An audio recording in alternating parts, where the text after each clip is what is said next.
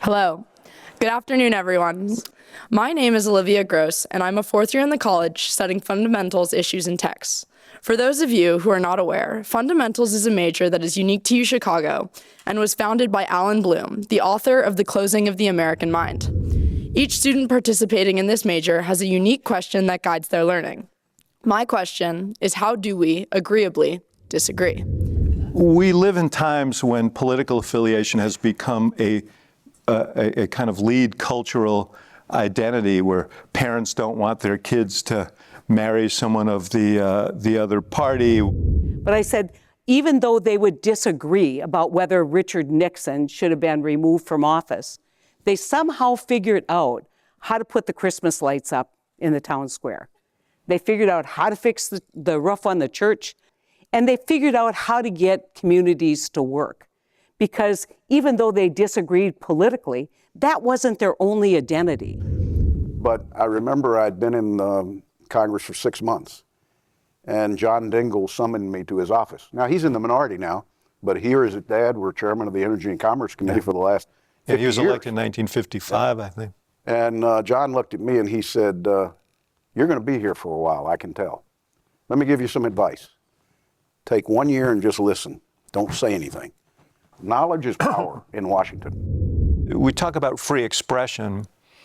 That is a really, really chilling thing. When people say, I don't want to cast the vote on this weighty issue that I think I should cast because I'm afraid of what that would mean for my family.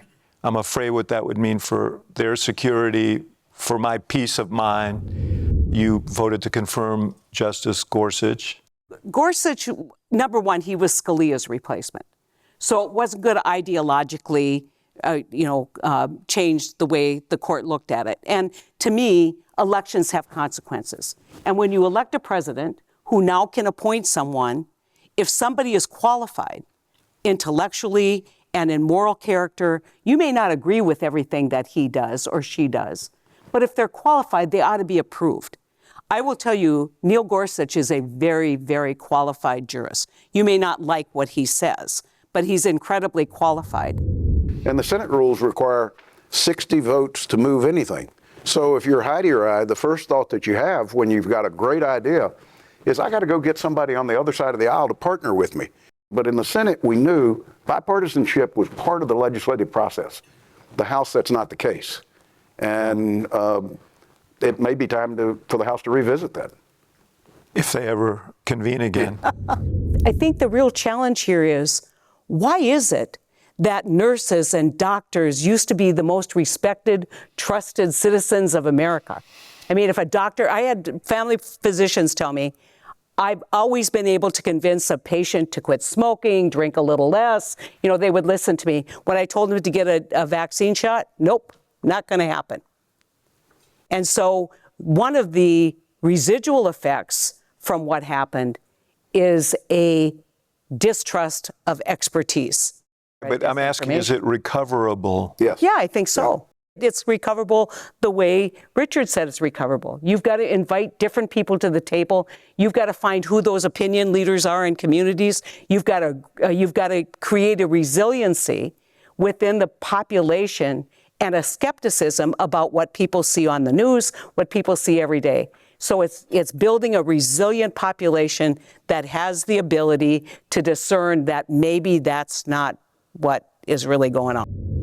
The public needs to reward leaders of hope and solution and not chaos.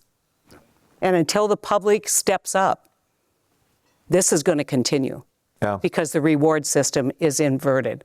The reward system is for fear. Well, if anybody sees the public, would you let them know?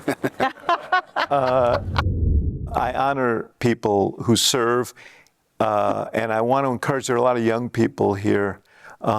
We have problems in our system. We've discussed some of them today. They're not easily solved, but the future of democracy relies on people of good conscience and talent to lean in and not walk away.